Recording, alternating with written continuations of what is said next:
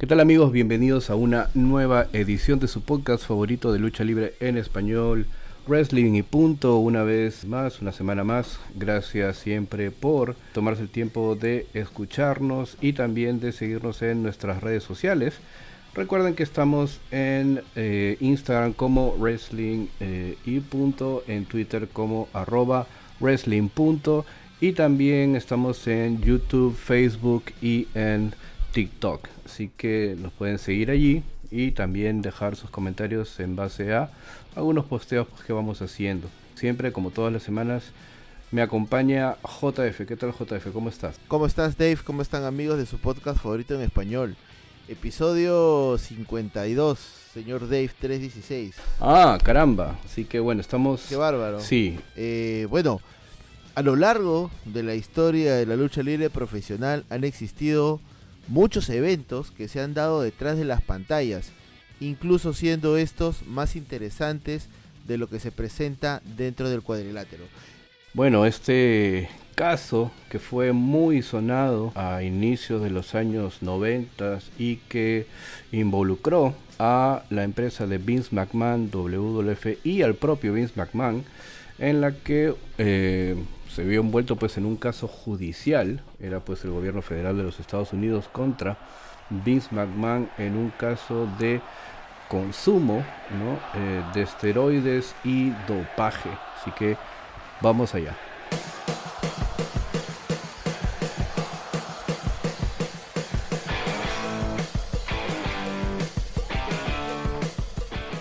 ¿Cómo están, amigos? Les saluda JF de Wrestling y Punto.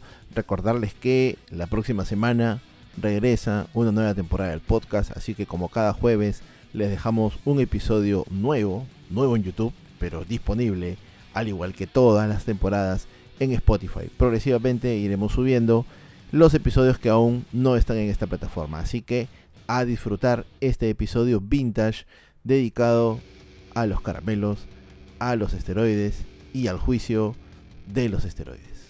Y bueno, antes de meternos de lleno en este tema que nos aboca, que es el caso pues de gobierno federal de los Estados Unidos contra Vince McMahon por este caso de distribución de esteroides y de anabólicos, ¿no?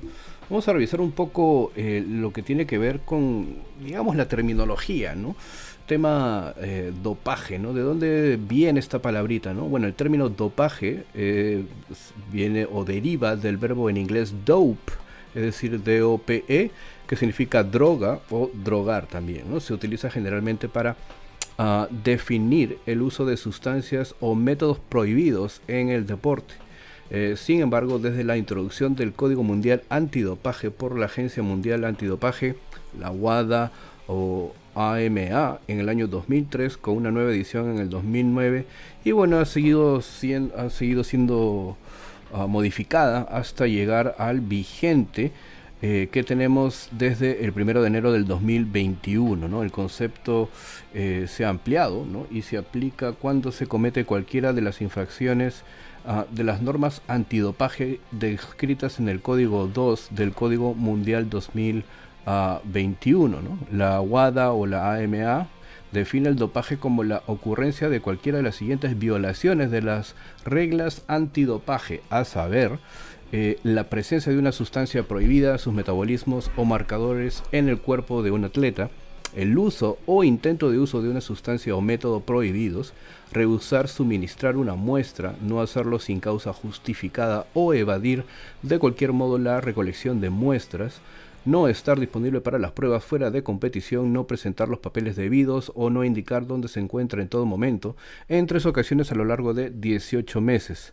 También es sancionable hacer trampa durante los controles o intentarlo de cualquier forma, la posesión de sustancias prohibidas o de métodos prohibidos, la compraventa o intento de compraventa de sustancias prohibidas o de métodos prohibidos, administrar o intentar administrar sustancias o métodos prohibidos a un atleta o ayudar, alentar, asistir, encubrir o entrar en cualquier tipo de complicidad que involucre una violación o intento de violación de una regla antidopaje. Entonces, habiendo pues explicado un poco sobre este código antidopaje pues, que rige hasta actualmente nuestros días, ¿no?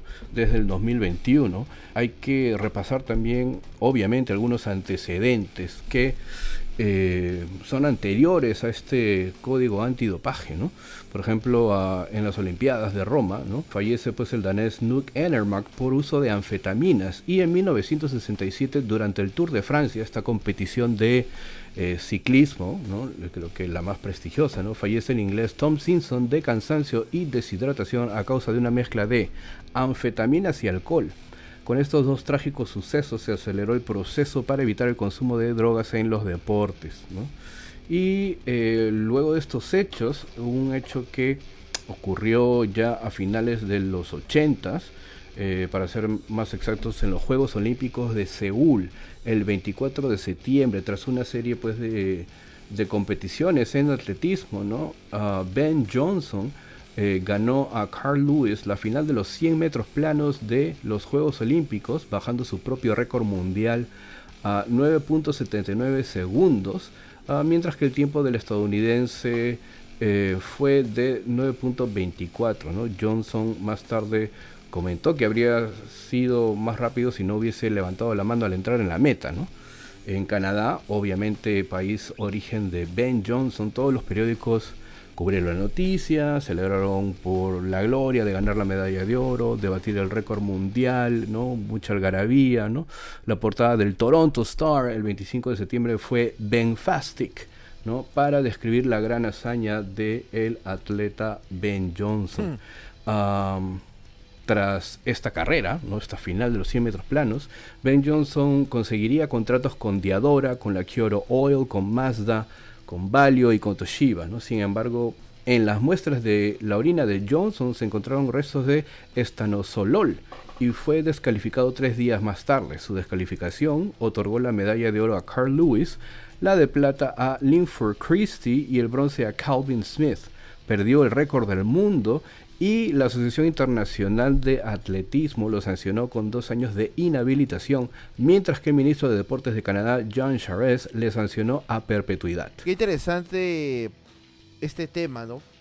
El tema de las regulaciones en las competiciones, ¿no? Evitar que estas ayudas superficiales puedan hacer la diferencia entre uno y otro atleta y sobre todo en el resultado final. No es igual conseguir, digamos, con el esfuerzo físico, una medalla que de repente con una sustancia. No hay mérito en ello, ¿no?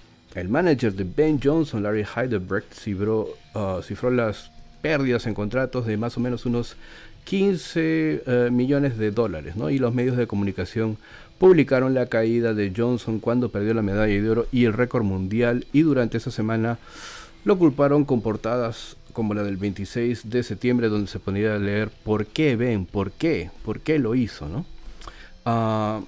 Este antecedente pues de Ben Johnson hizo que obviamente todos los reflectores se posaran sobre una vez más el dopaje en los deportes, y más concretamente en los deportes en los Juegos Olímpicos, ¿no?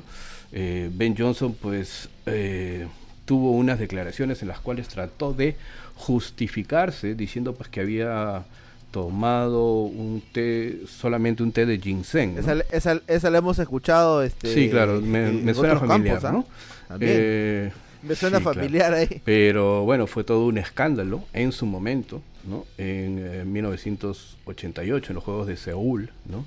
En donde pues Perú en esos mismos Juegos Olímpicos, como ya sabrán ustedes, se coronó obtuvo la medalla de plata en el vóley, ¿no?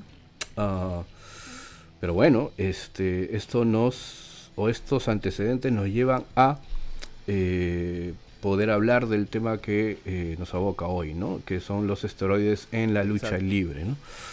Como todos saben, Exacto. pues a mediados de los 80s e inicio de los 90s, la lucha libre en Estados Unidos era un negocio en efervescencia, ¿no? Con la venta de mercancía, shows en televisión, espectáculos en vivo, toda esta maquinaria, ¿no? gigantesca de hacer dinero estaba basada pues en la imagen y el físico portentoso, lleno de musculatura, ¿no? De los luchadores. Una imagen que los fans veían casi con un estatus de semidioses del Olimpo, ¿no? Eran pues con unas figuras esculturales, ¿no? Y llenas de músculo, ¿no? Perfectas. Claro, digamos, exacto, ¿no? Exacto. Brazos si uno, perfectos, pues, abdominales perfectos, uh-huh. ¿no? Piernas, digamos, por encima del promedio, que visualmente llaman la atención, ¿no? O sea, uh-huh. si vamos a poner en televisión algo, tenemos que poner algo atractivo para que el público pueda seguir la programación y bueno, y no solamente la programación, comprar todo lo que trae la lucha libre o cualquier industria, llámese la mercancía, contratos televisivos y demás cosas. Claro, y eso pues obviamente estaba pues ligada mucho a, como ya dije, el físico de los luchadores, ¿no? Personajes como Hulk Hogan o Ultimate Warrior o en su momento pues British Bulldog, ¿no? Todo tipo que fuera o estuviera lleno pues de musculatura y que pues tuviera pues un cuerpo bastante forjado, ¿no? Pero bueno, a finales pues de los 80s e inicios de los 90s, de pronto una acusación contra Vince McMahon cambiaría para siempre la dirección y el curso de la lucha libre. La acusación estaba basada en el uso y abuso excesivo de esteroides anabólicos por parte de algunos luchadores y que Vince McMahon no solo consentía, proveía e incluso obligaba el uso de estos sin ningún control ni conciencia en las repercusiones y secuelas a la salud de sus luchadores. Entonces, situándonos en ese contexto, ¿no? A inicios de los 90s, si bien es cierto, pues los esteroides y los anabólicos eran, ¿no? Sustancias que eran prohibidas, ¿no? Pero no había una regulación en sí previo al año 1990 que determinara que el abuso y uso de estas sustancias fuera a tener un indicador criminal, ¿ok? Entonces era sancionable en el plano deportivo, pero no criminal porque, bueno, los esteroides y los anabólicos en ese entonces, bajo la regulación de los Estados Unidos, eran sí drogas, entiéndase droga como en un momento medicamentos, ¿ok? No una droga de recreación alucinógena. O alucinógena o bueno, en sí estamos hablando de farmacodependencia, ¿no? Pero bueno, hay varios personajes involucrados dentro de esta trama, historia judicial, a quienes, bueno, es preciso mencionar, ¿no? Tenemos primero pues a George Saorian, ¿no? Hoy en día el doctor George Saorian ejerce urología en Hershey, Pennsylvania, ¿no? Pero lo que un paciente de la Cocoa Urology Associates puede que no sepa es que el hombre que está a punto de practicarle su cistoscopía fue en algún momento el vínculo de una investigación criminal que amenazó con tumbar el imperio deportivo billonario de Vince McMahon, ¿no? Fue en el poblado inusual de Hershey, el cual a finales de los 80s era uno de los destinos favoritos, ¿no? De los luchadores para ir de vacaciones, ¿no? De acuerdo con Roddy Piper, ¿no? Cuenta que en sus memorias, ¿no? Cuenta que no fue el chocolate de Hershey lo que atraía a sus camaradas luchadores a Pennsylvania, ¿no? El doctor Saorian era un urólogo extremadamente amable, ¿no? Y popular, que abastecía a los luchadores con varias medicinas, entre comillas medicinas, ¿no? El uso de esteroides anabólicos y hormonas de crecimiento humano fueron endémicas para la WWF en esa era, ¿no? Dando como resultado los exagerados físicos de sus estrellas, que ya hemos comentado, y ahí es donde se origina el turbio tema del involucramiento del Dr. Saorian con la lucha libre profesional, ¿no? De 1984 a 1989, el Dr. Saorian, quien había tenido su primer acercamiento con la WWF como doctor de ringside, designado por el Estado para las peleas en vivo en Pennsylvania, suministró a sus pacientes leales como Hulk Hogan, Roddy Piper, Moondog Rex, Ultimate Warrior y el mismísimo Vince McMahon una cantidad de sustancias, esteroides y analgésicos, ¿no? Mandaba paquetes de medicamentos a coliseos, casas e incluso a los cuarteles generales de la WWF en Stamford, Connecticut. Como lo menciona un periodista, ¿no? Weldon T. Johnson, apunta a los investigadores del Departamento de Justicia que descubrirían después documentación que indicaba que Saorian vendió esteroides y medicinas a 43 luchadores profesionales, de los cuales 37 habían sido contratados por la WWF de McMahon cuando se hacían las entregas, muchos de ellos sin siquiera tener una receta. Entonces, pues estamos aquí ante este doctor, ¿no?, que empieza a suministrar esteroides y anabólicos a muchos luchadores, en algunos de los casos pues sin receta, y obviamente pues con conocimiento de que los luchadores, si es que no veían algo dentro del maletín del Dr. Saorian, pues el Dr. Saorian también se los podía conseguir, ¿no? Ahora, hay que resaltar que también la regulación de los esteroides se hizo más rígida en 1988 y con el tráfico de estos ahora criminalizado, el fiscal federal Theodore Smith comenzó a investigar a Saorian, quien, desconocido por sus clientes de la WWF, también había empezado a vender medicinas a físico-culturistas y atletas amateur, después de haber insinuado sus conexiones con el mundo de la lucha libre profesional. Saorian tuvo la desgracia de vender medicamentos con un valor de $650 a un ex levantador de peso, ¿no? Un atleta de la halterofilia llamado Bill Dunn, un informante confidencial que había estado cooperando con los investigadores federales después de su propio arresto por fraude de suministro de sustancias prohibidas. Después de que Saorian fuera descubierto en video, presumiendo que le daba a Dunn mejores precios que a los luchadores, fue condenado en 1991 cuando los investigadores entraron a la oficina de Saorian a la fuerza. Lo encontraron atascando la trituradora de papel con facturas e historiales de envíos. ¿Qué pasó luego con el Dr. Saorian? Fue declarado culpable en el juicio con 15 cargos de tráfico de sustancias. Ahora pues era el turno de Saorian de cooperar. Hay que decir también, JF, que la WWF en ese entonces no había sido capaz de evitar que 4 de los luchadores testificaran en el juicio de Saorian. Y bueno, esto lamentablemente fue algo malo, ¿no? Para el Dr. Saorian, ¿no? Ahora, luego de que se condenara a Saorian, además de esos 4 luchadores, el gobierno federal citaba a Hulk Hogan para declarar en cuanto al recibo de esteroides, al mismo tiempo reforzándolo con el testimonio cooperativo de Saorian y el de la secretaria de la WWF, Ashley Finberg, quien regularmente arregló los envíos de las sustancias. Incluso potencialmente más dañino fue el testimonio de la ex agente de reservas Anita Scales, a quien, después de advertirle a los ejecutivos de la WWF, Pat Patterson y Linda McMahon, de las ventas de sustancias de Saorian, se le ordenó seguir agendando shows en Pennsylvania para el doctor, con el propósito, en palabras de Patterson, de que los luchadores pudieran seguir obteniendo sus caramelos.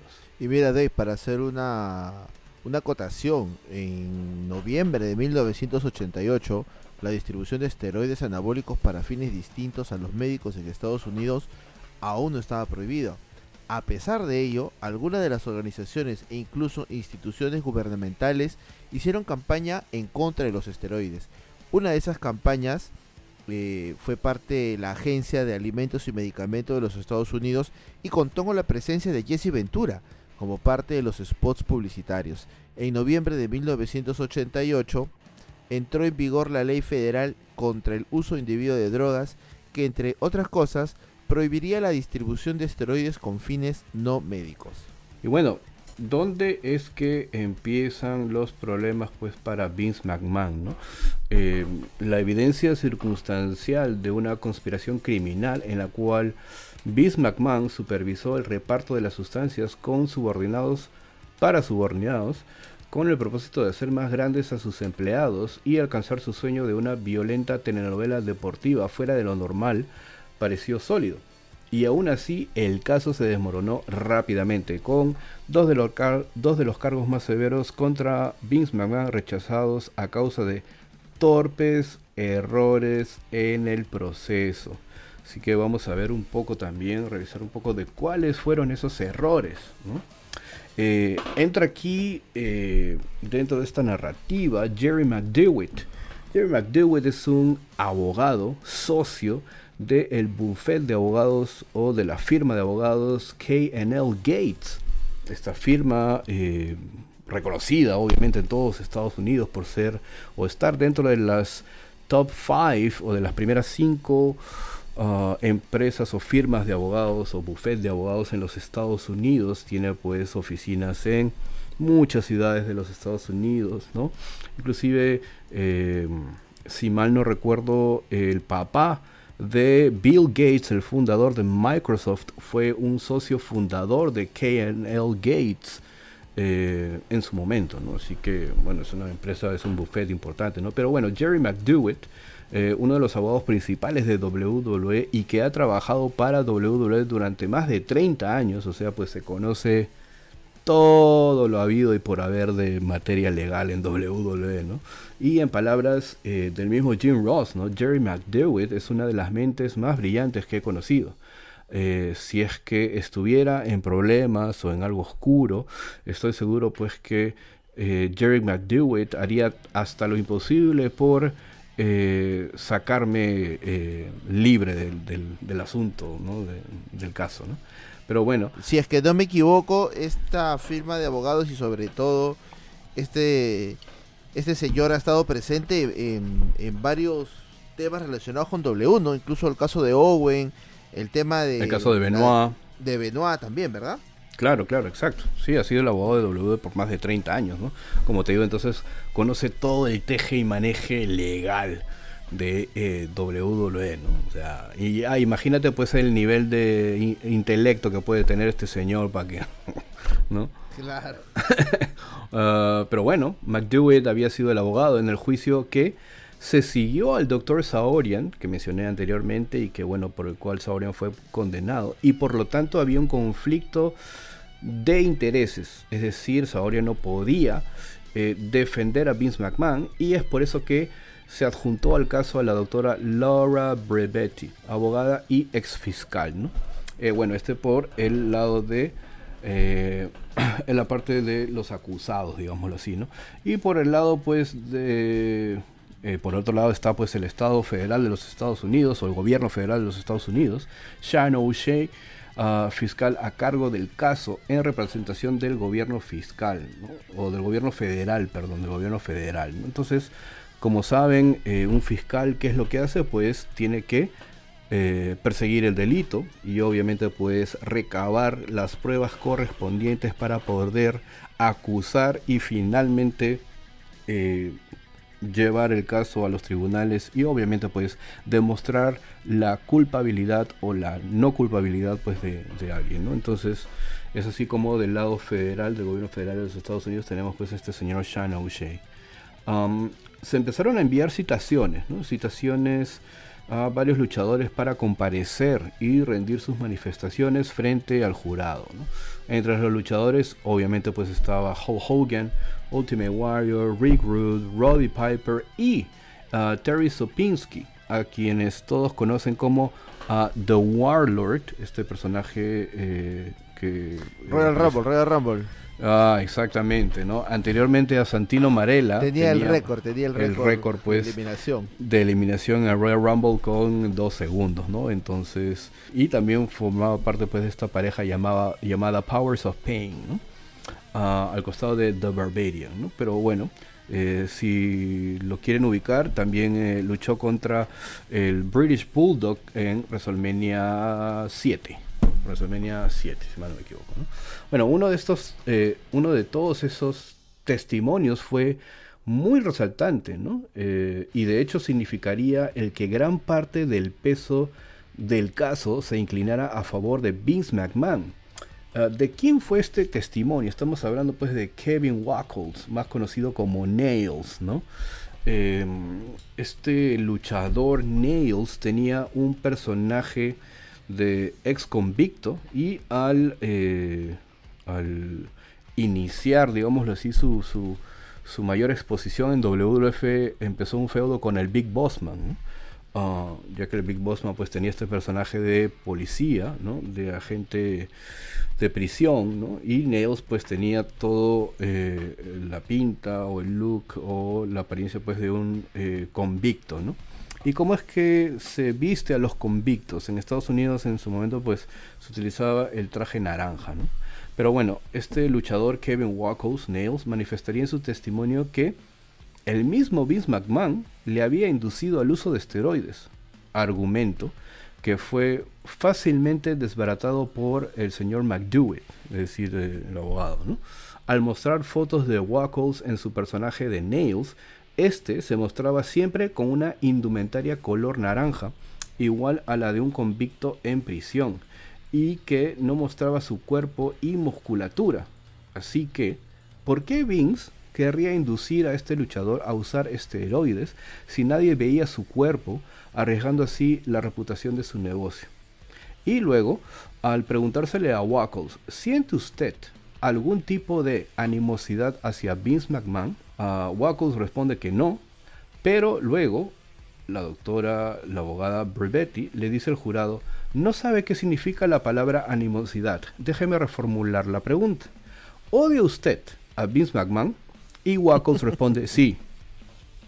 Listo. Lo odio con todo mi corazón. Gracias. Ok, otro hecho importante durante el juicio es que se trajo al mismísimo Dr. Saorian, que ya pues había sido condenado anteriormente, a testificar en contra de Vince McMahon. Saorian menciona haber escrito una carta, pero nadie conocía de su existencia, hasta que el juez solicita entregar cualquier carta remitida por Saorian. Así que McDevitt empieza a leer la carta con Saorian en el banquillo de acusados, sentado ahí, ¿no? Carta fechada el 19 de mayo de 1993 y escrita por el señor Saorian o el doctor Saorian, ¿no? Estimado señor O'Shea, o sea, refiriéndose pues al fiscal de turno del gobierno federal, ¿no? Como sabe, he comparecido y dado mi testimonio ante el gran jurado federal recientemente. Mi testimonio fue requerido por usted mediante una citación judicial de grado o fuerza y a pesar de ello, acepté y estuve de acuerdo en colaborar. Debido a ello, he sido trasladado a varias prisiones por agentes encadenado de pies y manos y detenido en varias cárceles por 44 días, bajo regímenes violentos que se ajustan más a los reos de máxima seguridad. Es decir, ¿qué es lo que habían hecho? Habían sacado al doctor Saorian de un régimen penitenciario, estaba en una cárcel, y le hicieron pasar por varias cárceles, ¿no? Recluyéndolo durante 44 días y con tratos pues de realmente inhumanos, como cuenta el mismo doctor Saorian, ¿no? Ahora, ¿por qué esto? Porque Saorian estaba en una cárcel de Pennsylvania, en Hershey, ¿no? Y el juicio de Vince McMahon se llevaba a cargo en la Corte Distrital del Este de New York, algo que también es otro indicio, es otro adicional a los hechos para que Vince McMahon saliera libre, que bueno, vamos a hablar de eso después, ¿no? Pero bueno, mientras el señor McDewitt, el abogado de WWF, leía esta carta, pensaba, es que este es el tipo de cosas que hace el gobierno federal con el fin de atrapar a alguien o de culparlo. Claro, o sea, en pocas palabras, era algo lógico, ¿no? O sea, yo entiendo que si de repente pueden mover a una persona de una cárcel a otra, primero dañarlo psicológicamente, no darle una estabilidad, porque al menos, bueno, aunque suene raro de decir, estar en un solo lugar, en una sola cárcel, como que, ok, no vas aplicando la rutina, vas viendo tu día a día, pero si te cambian cada 44 días, es como que de alguna manera te están dando un mensaje, ¿no? Te están queriendo ablandar, sea físicamente, psicológicamente, para que, bueno, después de esto simplemente cantes y parles como un loro y digas lo que la otra parte quiere escuchar, que no precisamente está relacionado con la verdad. ¿O me equivoco, doctor Dave? Bueno, sí, ¿no? En realidad lo que se buscaba con esto era, bueno, en base a la pregunta también que plantea McDevitt, es ¿por qué se le hace esto pues a un reo, a un prisionero, ¿no? Con el objetivo de qué, ¿no? De coactarlo, de en cierta forma ejercer alguna presión para su testimonio, ¿no? Y bueno, cuando se le pregunta a Saorian sobre una conversación que habría tenido con Vince sobre esteroides, Saorian respondió, no sé de lo que me hablan. Luego de esto, Saorian fue sacado de la sala, perdón, y reconvenido a regresar a una prisión también en New York, ¿no? Y luego de en otra sesión de interrogatorio, ¿no? O de, bueno, recolección de testimonios, cuando regresa McDewitt, cuenta que, cuando regresa el doctor Saorian,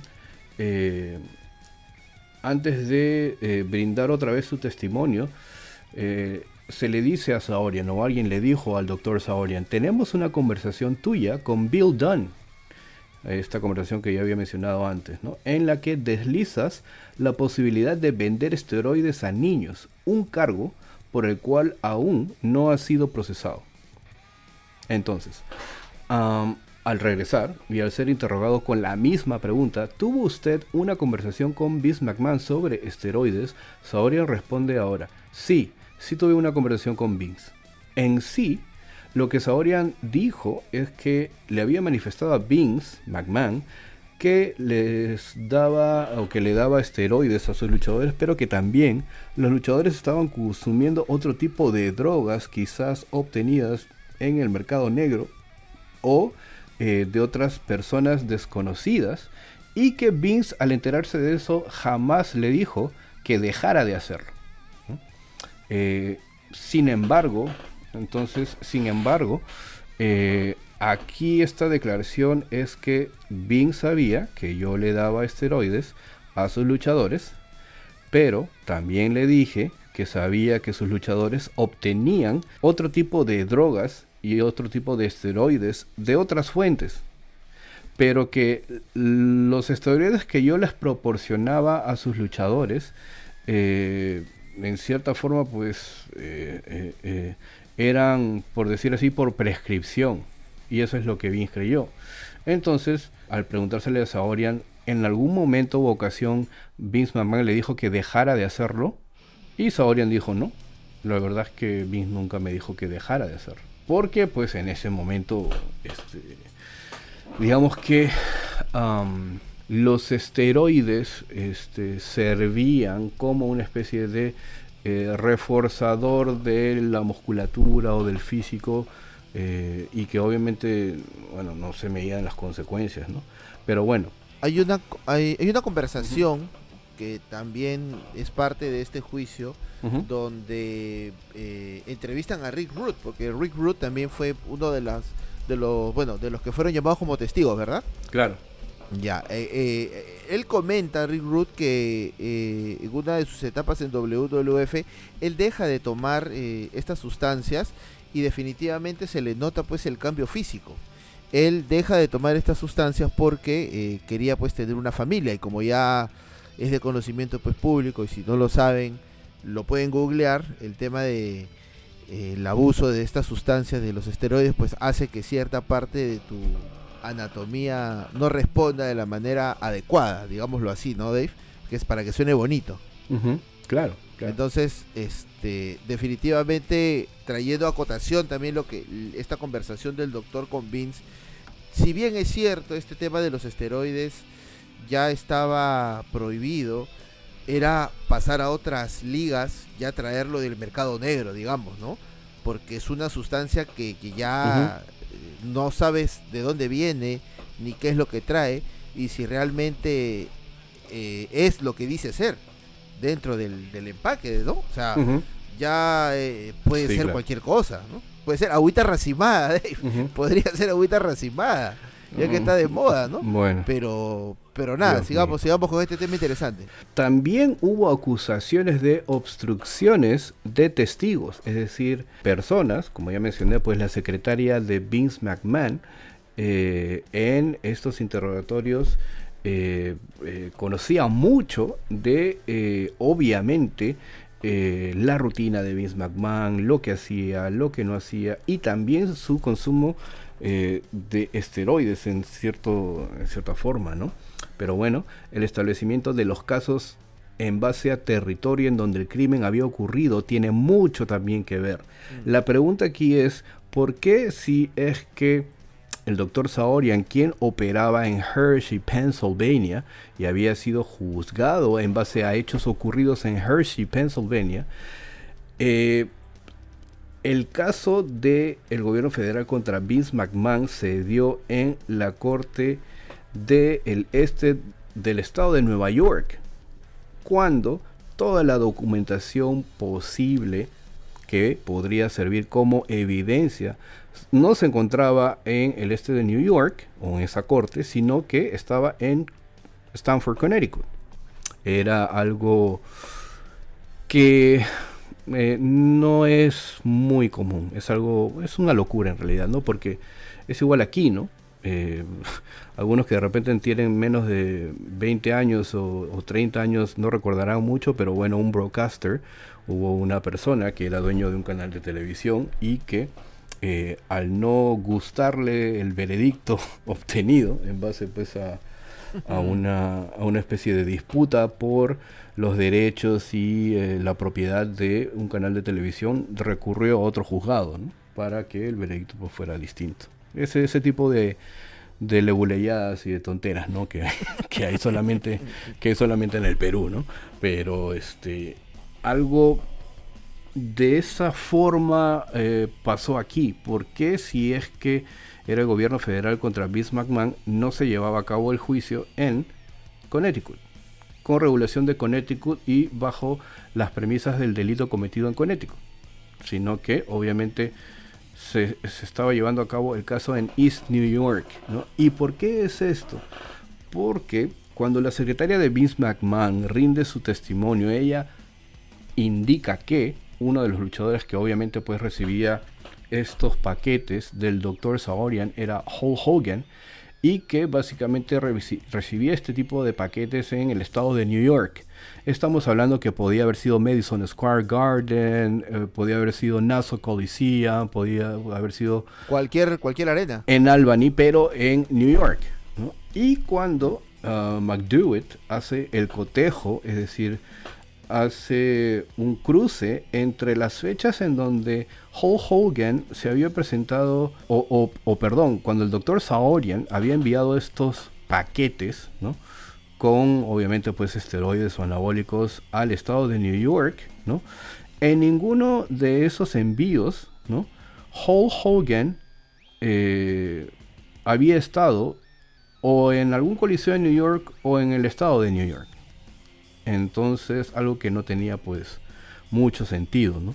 Las fechas de presentación de Hulk Hogan con los envíos de paquetes del Dr. Saorian no concordaban. Otro argumento pues que sumó más a favor de Vince McMahon, ¿no? Claro, o sea, prácticamente, Dave, los argumentos ya iban cayendo de a pocos. Pero lento, pero, sí, pero iban cayendo. Sí, claro, Ahora, sí, claro. también, Dave, hay que poner en una línea de tiempo este suceso, ¿no? Hulk Hogan, en ese momento, ya no era empleado de WWF. 1993, ¿no? Y Claro. después de mediados de 1993, ¿no? Recuerda que Hogan sale de WWF en junio del 93, luego de perder ante Yokozuna en King of the Ring. Exacto. Entonces ya venía y hacía mucho en la prensa el tema del morbo, ¿no? Uh-huh. Hogan, representante, bandera, amarillo y rojo de la WCW, Uh-huh. podía tumbarse el Imperio McMahon.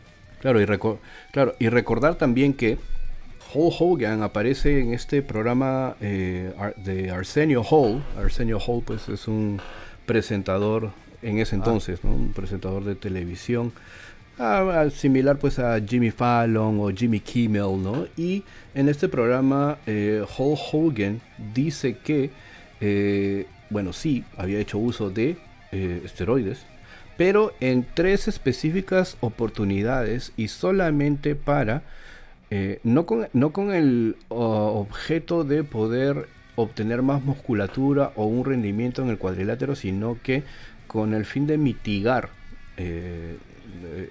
y de curar cierta dolencia, ¿no? Fueron 3 veces específicamente las que aduce Hogan en este programa de Arsenio Hall, que usó estos esteroides anabólicos, ¿no? Pero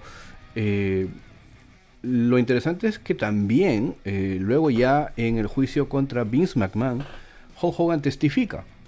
Y bueno, como tú dices, en contexto ya Hulk Hogan no era empleado de WWF, ¿no? Sin embargo, pues Hulk Hogan testifica, o su testimonio es a favor de Vince McMahon. Sin embargo, Vince McMahon se encontraba pues muy furioso, ¿no? Y la verdad es que se encontraba muy molesto con Hulk Hogan, algo que obviamente era un poquito también no sé, interesante, ¿no? Otro dato interesante es que si ven ustedes, los que nos están escuchando, las imágenes de Vince McMahon o algunas fotos de Vince McMahon durante todo el proceso judicial, Vince está con un collarín, ¿no? Este collarín pues que a uno le ponen cuando está mal del cuello o tiene que corregir la postura, ¿no? Lo que dice Jerry McDevitt es que esto, bueno, no sé, eso ya es cuestión de poder creer o no, ¿no? Pero lo que dice Jerry McDewitt es que mucha gente pensó que Vince se había puesto el collarín a propósito para causar cierto sentimiento de lástima, de pena, ¿no? De uy, está mal del cuello, pobrecito, está pasando por un problema de salud, ¿no? Pero pobrecito, pero lo que dice pena. Jerry McDewitt, el abogado de WWF, Le duele. en ese momento, es que Vince había pasado de verdad por una cirugía al cuello días antes de que comenzara el juicio, ¿no? Y que obviamente al haber pasado por una cirugía del cuello, pues tenía que usar pues el collarín, ¿no? Y presentarse así pues al juicio, ¿no? Este tema de estrategias que a veces se usan, ¿no? Pero bueno, si Vince estuvo operado del cuello, era médicamente relevante que pueda seguir el tratamiento y lógicamente asumir el juicio como tal, ¿no? Porque también pudo haber hablado con un doctor, no sé, digo yo, ¿no? Como se hace ahora, ¿no? ¿Sabes qué? No me siento bien, un descanso médico y se acabó. Tengo un documento que certifica que no estoy apto para poder hacer ningún tipo de trabajo, ningún tipo de gestión, pero bueno, Vince apechó y es raro, ¿no? La molestia de Vince McMahon, a pesar de que el testimonio de Hogan fuese a su favor, ¿no? Porque incluso esto se usa, Dave, no sé si recordarás en la promo, sí, claro. de la lucha de WrestleMania 19, ¿no? Lo traen a colación, ¿no? Claro. Lo traen, pero lo traen a colación, lo traen a la mesa, pero, ¿no? Y lo interesante también aquí de este proceso judicial es que cada uno de los testigos o de las personas que fueron a rendir su testimonio estaban allí, ¿no?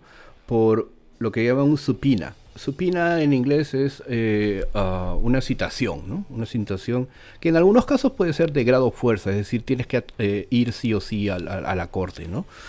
Y lo interesante es que ninguno de las personas que fue a rendir su testimonio fue en favor de Vince McMahon. Todas las personas fueron testigos de la parte demandante, no de la parte demandada. Es decir, todos los testigos estaban orientados a ser parte de la acusación contra Vince McMahon por parte del gobierno federal de los Estados Unidos. Es decir, Vince McMahon, solamente con su abogado y sin ningún testigo a su favor, ganó el caso, ¿no? Es decir, no necesitó de ningún testigo para defenderse, ¿no? El abogado de Vince McMahon, ¿no? Jerry McDevitt, ¿no? Dijo que si es que solamente hubiera habido una conversación con Saorian sobre esteroides, eso no era indicio suficiente para que Vince McMahon estuviese pendiente sobre la salud de sus luchadores, ¿no? Y el juez Mishler, ¿no? Así fue el juez que desestimó los cargos contra Vince McMahon en este proceso, y el jurado, ¿no? Deliberó, antes de continuar, ¿no? El sistema judicial de los Estados Unidos obviamente es diferente en forma y en estructura, basado es diferente al nuestro, exacto, es diferente al nuestro, ¿no? Recontra, bastante. No, me refiero a la forma, ¿no? A la forma de impartir justicia, ¿no? Porque no voy a entrar en términos aquí legales, pero no vamos a entrar acá. Nuestro sistema legal está basado en el derecho romano, ¿ok? Y el derecho de los Estados Unidos está basado en common law, ¿no?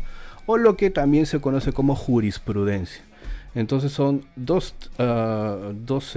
formatos diferentes de administrar justicia, ¿no? O lo que se conoce también como equity, ¿no? Que es más británico. Pero bueno, hay un jurado, este jurado delibera, ¿no? Y el jurado pues puede estar conformado por José Fernando Sánchez, por un doctor, por, ¿no? distintas personas, ¿no? Que debaten, ¿no? Conversan, ¿no? Y llegan a un veredicto, ¿no? Este jurado deliberó por 16 horas en base pues a estos cargos, antes de emitir su veredicto de not guilty, es decir, no es culpable. Exacto. Como Mick Foley al encontrar a Rikishi como bueno, ya es, ¿no? Not guilty, ¿no? Así declaró Foley a La Roca, ¿no? En este caso de quien atropelló a Stone Cold Steve Austin, ¿no? Si recuerdan los fanáticos. Bueno, McMahon dijo que él había usado esteroides, pero antes de que se convirtieran en ilegales en 1991, bajo el Estatuto de Control de Sustancias, ¿no? Y McMahon, luego de esto, declaró a su compañía libre de cualquier tipo de consumo de drogas.